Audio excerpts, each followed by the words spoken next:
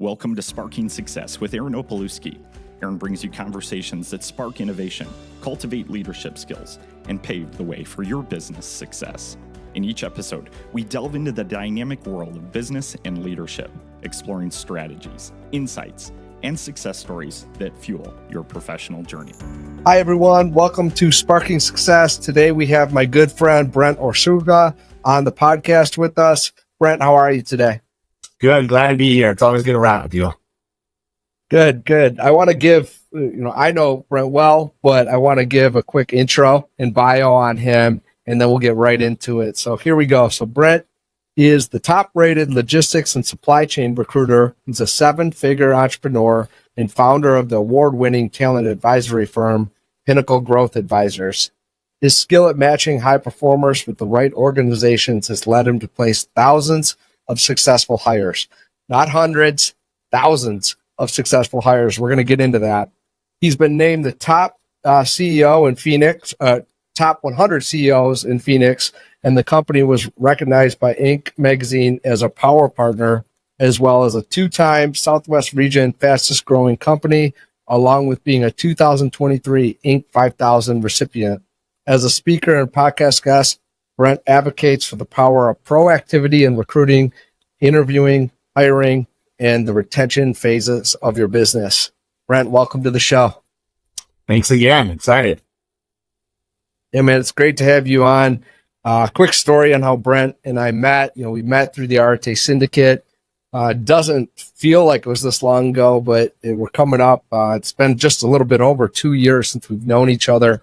We met at an RTA Syndicate in-person event in St. Louis in May of 2022, and just got to know each other since. We talk here and there. We follow each other online. I'm a big fan of Brent's content, and really just more so than his content, the message that he shares with people. I think we're very well aligned, both in how we approach recruiting and I'll call it our competitive mindset. And so I'm very excited to have him on the show and look forward to asking him some questions here today and getting the chance to just talk recruiting with him for the audience. So if it's okay, Brent, I'll get right into it. My first question. Let's do it. So, timing of everything matters. We're recording this. It'll come out a few weeks later, but, shoot, man, this weekend we have an assassination attempt on, former President Trump's life. And, I had it down to talk to our team this week. And one of our coaches, Ed Milet, talked about this last week that expect for there to be a lot of distractions, a lot of chaos, over the rest of the year. And I mean, who knew how timely that was going to be with what happened over the last weekend? So not to start with an extremely tough question, but I guess just walk me through that's clear as day. If it wasn't clear for people before, it's clear now that there's going to be a lot going on. It's going to be chaotic, at least up until the election, if not far beyond that.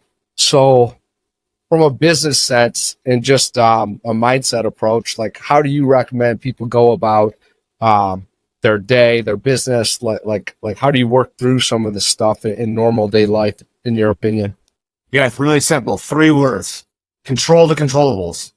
You hit it on the head. There is going to be a lot of noise. There is going to be a lot of distraction. I think that the reality is we're living in the most distracted era or phase ever.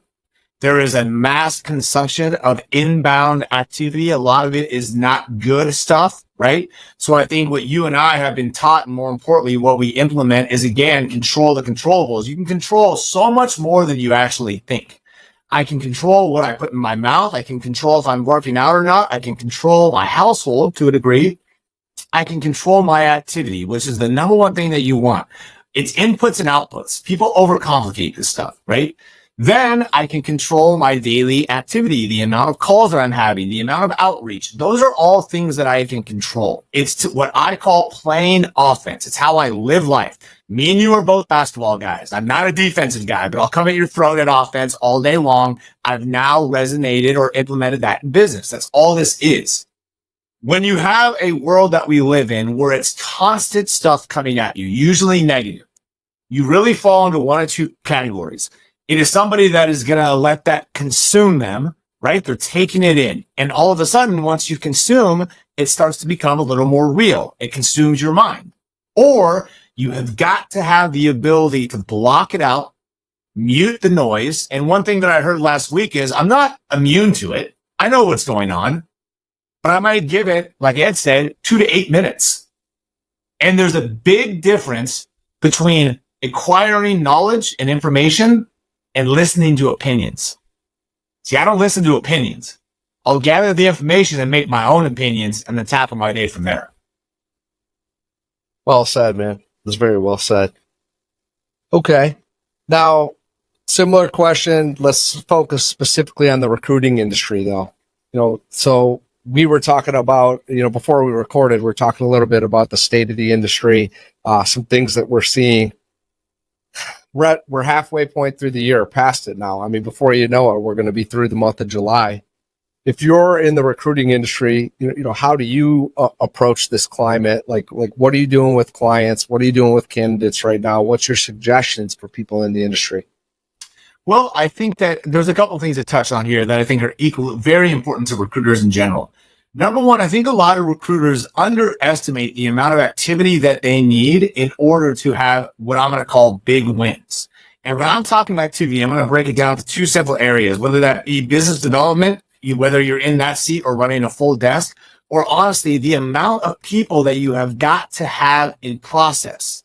For me, I always at all times try to have at least 10 people in process. But here's the number one reason why. Yes. If you only have 1 or 2 people in process, there is no recruiter that is going to bat 100%. It is, right. I don't care how good you are, how long you've done this. Nobody has those ratios. The reason that people tend to get overly emotional when it comes to recruiting is because you can go from 2 people in the process to 0 like that. 24 hours, everything can change. Then you're starting all over. What happens in those scenarios is you tend to feel it more because you need those deals. It doesn't mean that all of a sudden you're putting the candidate first or the client first. I'm putting myself first, and I'm coming from an assumptive state. You can never assume these deals are done.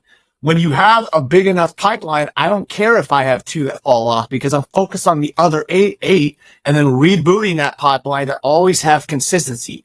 It also allows me to remove emotion at that point and focus on what is the most important step, which is the process and giving value. Going back to what we can control, Aaron, can you control the process? Right? You can control that. And if you master that, the end result will take care of itself. A lot of people are just purely focused on the end result and needing a deal, and then they start to take shortcuts on the process, and that's where things blow up.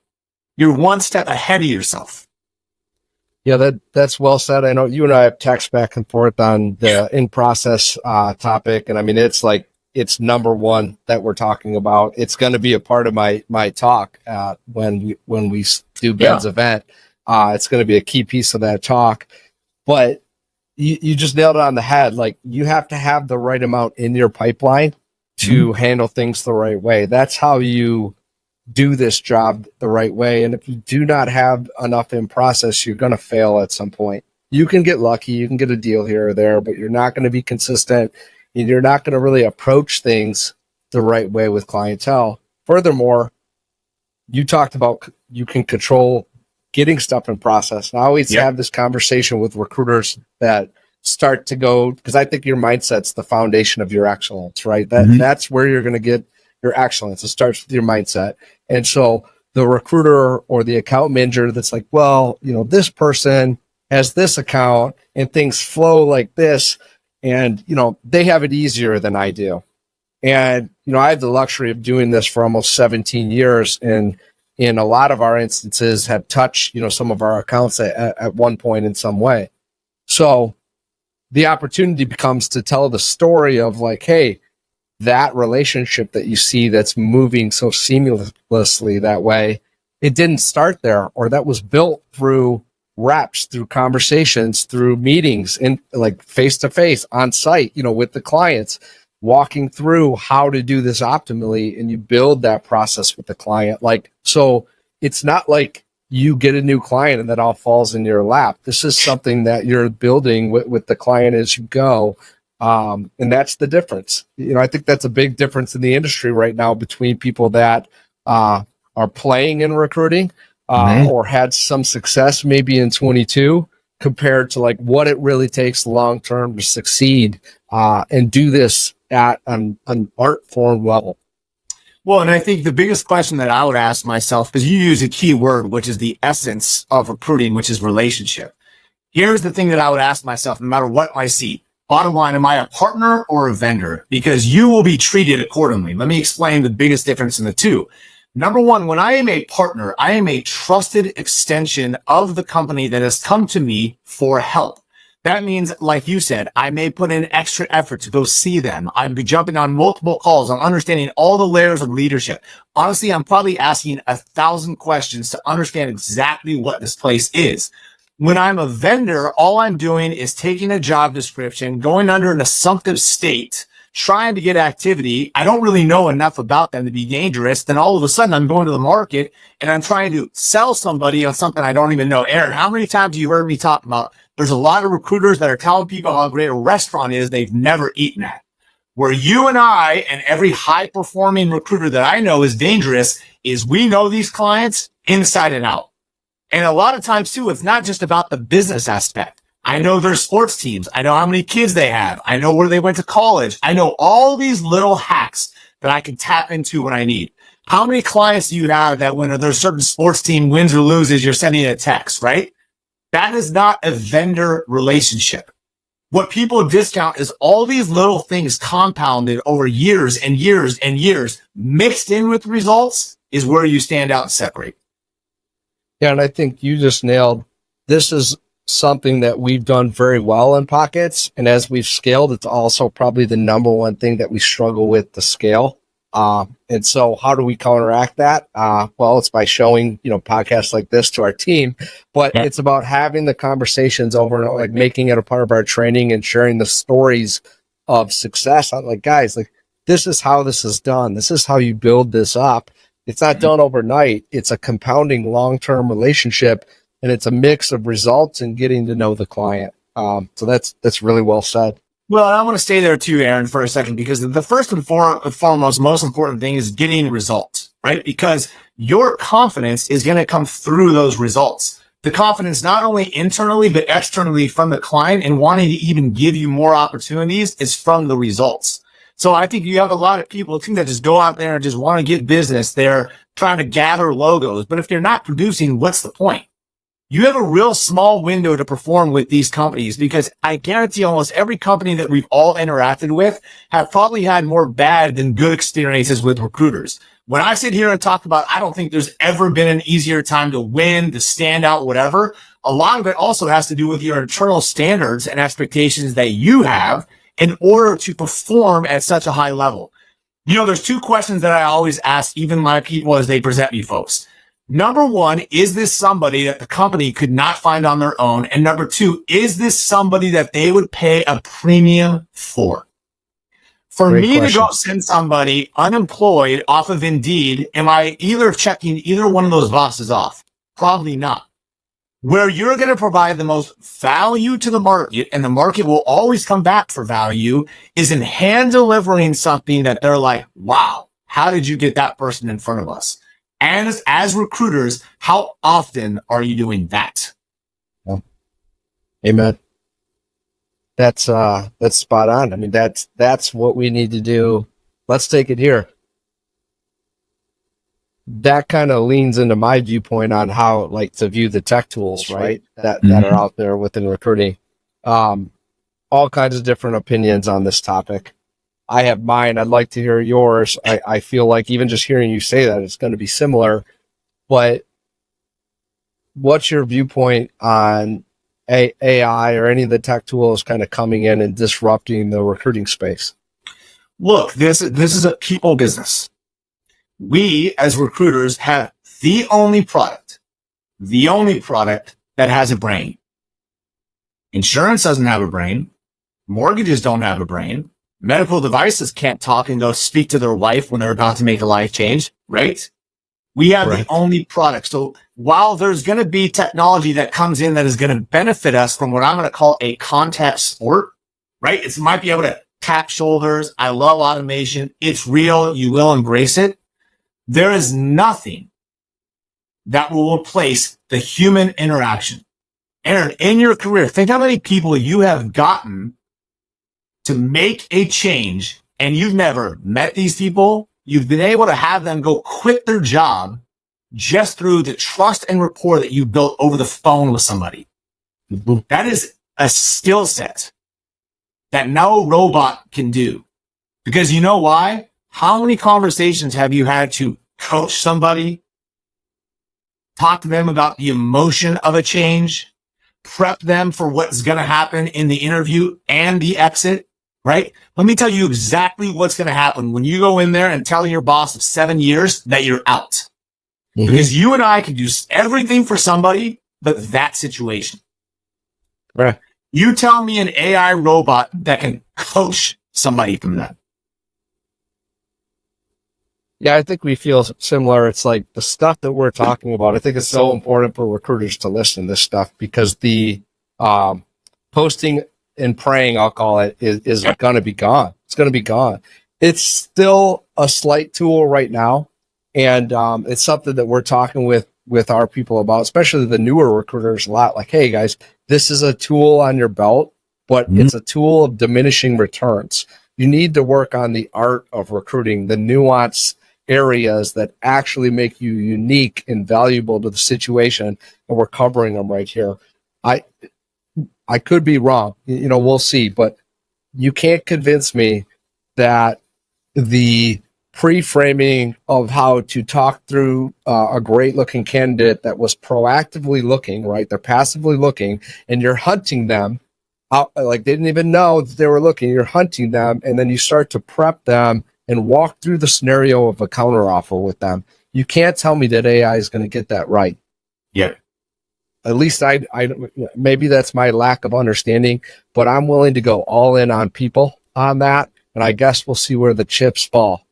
Well, and Aaron, recruiting is sales. I don't care how you spin it or cut it. Recruiting is sales. Think about it. Sometimes we got to sell a couple different things. We got to sell a candidate to speak to us. I got to sell a company to give us an opportunity. Then I got to sell a candidate to the company and manage all those moving parts. So understanding the fundamentals of sales as well, right? This is not just a process-based thing where, hey, I have a job description, I have a resume, let me throw it against the wall and see what sticks. You and I will eat those kind of recruiters up all day long. And you and I were just talking before this as well. There's a massive difference between being a recruiter and a headhunter. A recruiter does exactly what you said. Post and pray, sift through resumes. I post a job on LinkedIn, get 100 resumes, 3 are good. I'm going to talk to those 3. Great. Not that hard. What is the skill set around that? But when you and I can go in as snipers to a company and headhunt and talk somebody into engaging with us, talk to them about an opportunity, that again goes back to value. Because the magic card that you and I hold as third-party companies is this. When internal recruiters email somebody, there's no mystery card. That individual, based on the email alone, right then and there, is going to make a determination, is this a person or company I want to speak with? When you and I reach out and your team, they have no idea what we're going to pitch them on. So all of a sudden, I'm now in control. That is the value add that we give to the marketplace and the companies that we align with. I love it. I was having a conversation, this isn't in my notes or anything, but we're just talking about these, like we're going back and forth here, guys, on higher level, like recruiting conversations, activities, thought processes. So we're talking about our intake calls. I was talking with our senior director of fulfillment. So they're responsible. Like you said, anyone could go get a job order, but can you fulfill it? Like that. And so they're in that role for our organizations. And what we were talking about is the framing around the question on we call it a requirement call or an intake call when you're qualifying a job order, right? And the feedback portion, hopefully if you're following a good process, you're going to ask for a feedback timeline, right? Like, okay. And you could ask, hey, will you give us feedback in 24 to 48 hours? And like, cool. Like, well, if you ask it that way, close-ended, it's a checkbox thing, and you're probably not going to get it. Yeah. We were talking about, like, we've trained a lot on this, on like how to ask that more open-ended and commit to the feedback and all that. But one of the things that we were kicking around that we felt like we could do a better job of, I may do it, or we may have people that do it in pockets, but can we get the account management team to do this at scale? And that would be when they're going through that question, can we pre-frame the importance of client certainty and explain to them, like, hey, look, like, if we're going to have 3 interviews on this or whatever it is, instead of like, you'll commit to 24-hour feedback. Awesome. So here's what we'd like to do. When we have an interview set, can we also set the meeting 24 hours later to go over the feedback? And that's what we're actually going to commit to, is that they will allow us to, when we set the interview, that we're also setting a second meeting that lets us go over feedback. Now, in the middle, if they want to give feedback in that timeline, awesome, great. Like, we'll take it sooner. But we have it pre-framed in, and explaining this to the client, that the reason we want to do this, yes, we do want to move the process along, but what we're really trying to do is create certainty for the candidate in a process where it's like, hey, here's how this is going to go. They don't have to commit to the candidate yet, but we keep things flowing, right? Because I'm sure you agree that one of the number one things to blow deals is when feedback timelines get stretched out. Aaron, time kills all deals. It's never going to change. Time kills all deals, right? So that's another scenario too, where personally, I just play a lot of offense. Again, if we're only managing 10, 15 people at one time, you don't think I can tap that person 30 minutes before their call? Hey, hit me up as soon as you're done, right? Let me do my thing. You also got to come in with the approach that, like, I'm your sports agent. I'm working in the middle here. You tell me what went good or bad. I'm going to go on the other side and handle my business. You know how many times within minutes of a call ending, not only am I getting a text, but I'm also quarterbacking that directly to the company, right? Love it. Because you said it on the head. Process is everything. How you do one thing is how you do everything. We've all heard that quote 1,000 times. If I am a candidate, I am very much paying attention to 2 things. Number one, what does that process look like? Because it's going to tell me a lot about how the company therefore makes decisions. If I'm going into a sales position and I have a company that's dragging their feet, what happens when I build or bring a Fortune 100 company to the table? Are they going to redline everything for weeks and weeks? I'm paying attention to the process. Number 2, I'm also paying attention to the process that is owned by the recruiter that I'm all of a sudden engaged with. Because if this person has the pull and the ability to get me quick answers, I know that he's in with those people. Yep. If not the TA person that's been there for 3 months and probably won't be there in a year. Through that process, you know if you're a partner or a vendor, because they're going to treat you accordingly, right? So again, those are standards and outlines that I do at the early stage, because I just let them know, look, you kind of know how I roll. I go 100 miles per hour, but there's for a purpose. I don't care if it's yes, no, or I don't know, because that's the reality too. People only fall, Aaron, into 3 categories. It is a yes, I want to continue. It is a no, this is not a fit, or it's an I don't know, I need more information. If it's an I don't know, then we need to expedite the process to then again put it into the final 2 categories, yes or no. Yeah. Don't overcomplicate this. There's only 3 buckets that somebody's going to fall into. The quicker you get them in and out of each one is where you're going to see the wins. Yep. And you're siphoning that in-process number, right, from a standpoint of like keeping it the holistic data strong. Yep. Okay. So you alluded to this earlier. I know you're a big sports guy. I know what sports has meant to me in my business career. Probably what's crazy is, like, I was so sports focused, like, back as a kid and in high school. And I just never knew how much it was actually going to impact more my business life than really my sports career. That wasn't very long. Yours went, farther than mine, but I see in some of the things you post and the way that you apply sports to business that it's also been a huge part of your life. Yep. I'd love to just hear from you on that, and what it means to you, what's meant to you, and how you kind of fuse those 2 things together. Well, I'll use it in a couple different senses. Number one, I've always lived in the business sense off riches or in the niches, right? I use it the same in sports coming up. I was an athlete. I could do a lot of different things, but I also knew where I was dangerous. And I honed in on one thing, was for me was basketball. That was my thing. That was my identity. That was where I was going to be the most dynamic. It's the same in business. I think a lot of people, especially in recruiting, they want to be a jack of all trades. They want to be a generalist. I don't want to be that. I want to be a specialist. I want to be the person in this industry, black and white. So that to me very much coincides in sports. The second part of that is, look, I come from an offensive mindset. I want to play offense. I want to dictate the pace, because a lot of recruiting in sports and business, recruiting in business is about pace, about building momentum. The way that I'm going to build momentum is by putting in the reps as well. Again, you and I, Aaron, you have shot 10,000 jump shots, myself probably the same, if not more. And I've probably done 10,000 recruiting calls that I guarantee you have. The skill set is in the repetitions, right? We have done something a lot more than somebody else. So I'm not trying to juggle 20 different things. I want to narrow the lanes and become as dangerous as I can here, so I can master my form, master my moves, and just know exactly where, again, I can be dangerous to the market. So sports and business to me is very similar.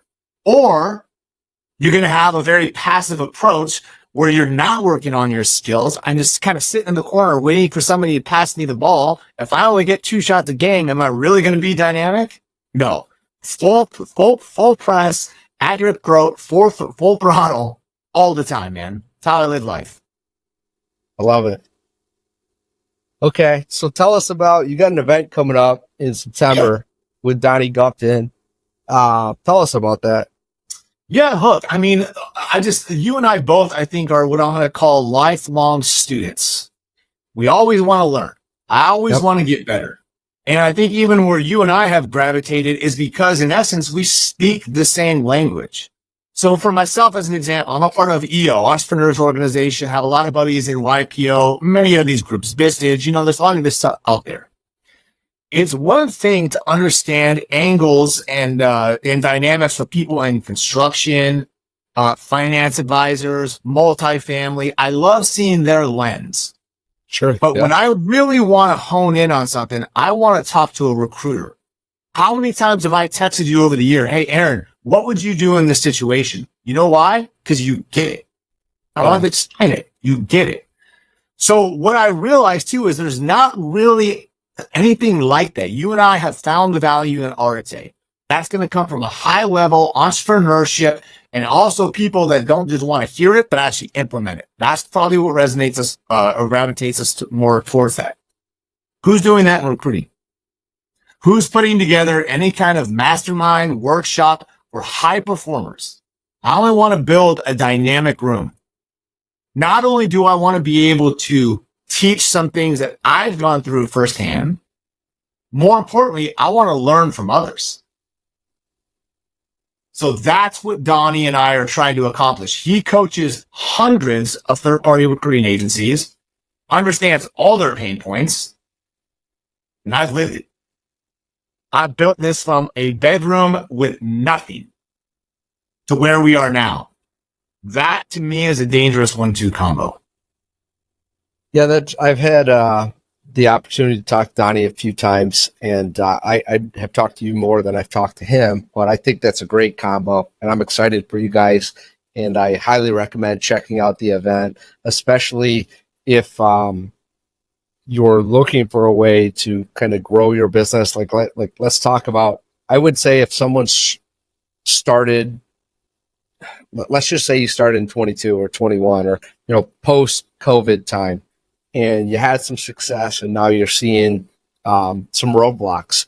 This would be a great event, to go to. I think you're going to hear a lot of things that you could implement. And I don't know what they're going to go through, but just from knowing the two people leading it, that would be a great event if you're in that scenario. Now, also, if you're having success and you're looking for how to double down on that and continue improving, like Brent said, we're both, always going to be students, like probably even just as vital or maybe more vital that you're looking for, like, okay, what's going to help take me to the next level?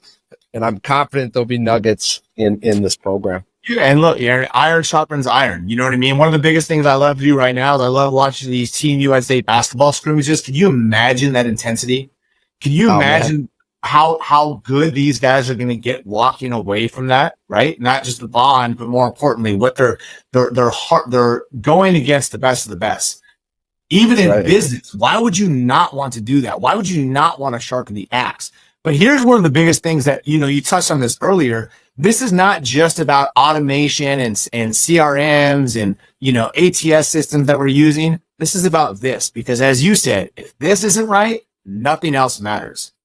This is an emotional sport. If you let it, it will eat you alive. A lot of us are in contingent recruiters that start at zero every single month. You have got to be able to build the confidence, right? Understand what it takes to have high performing habits on a daily basis. Understand the importance of health and wellness. These are all things that are going to be able to separate you through whatever people want to call a hard season. Because like you said too, a lot of people came in during what I call steroid baseball era. It was real easy to win. What you're seeing now is a lot of people who have not honed in on their skills that are being exposed. And here's the beautiful part. If you can win now, all these people that leave, they're not going to come back. It's the same in real estate. It's the same in a lot of industries. If there's ever a time right now to develop your skills and dominate the market, it is now, because we know the flip is coming. It always has, and it always will. This is the most important time for any recruiter. Yeah, that's, I couldn't agree more. The analogy that I like to use is, as we're talking to our teams and stuff, say, look, we're fortunate to be growing right now, how exciting that is. But what I'm most excited for is that to catch the next wave, you have to be in the water. If you're on the sidelines, if you're on the beach, you're going to miss the wave. You have to be in the water, in the fight, ready to go and ready to get up on that wave when it comes. And that's just another way of saying it. What you said, man, it's so true. That how many people you seen coming? How many people you seen come and go over the last 15 years? A lot, and I think listening to Ed and Andy talk about like the 10 and 20-year rooms and stuff like that. I just think as I get more experience, I'm like, man, that's so true. And it's just like, it's not all about just like staying it in, weathering the storm, because you do got to improve and learn. But it's like, man, the amount of adversity, it's like almost like if you don't improve to a certain level, that for most people, that just wears them out and they're gone. Yep. Yeah. So I think that's a really big part of this is I think where you and I and many other that we resonate or know, we're really locked in mentally. We have removed emotion. We trust the process. We trust our skills. We trust the resiliency muscle that we have developed by taking some hits, to be honest with you. There's a lot of recruiters that are taking hits right now, and they're not going to be able to navigate those waters. This is a great test. You have to almost love these moments because it's going to show you what you're made out of. When your back's to the wall, you'll always find out who you are. Always. Right? And there's some that are going to run away, and there's some that are going to fight through it. And the ones that fight through it and stay the course are the ones that are going to win, no matter how you cut it. Okay, so last question for you. If there's anything else you want to cover, we'll get into that too.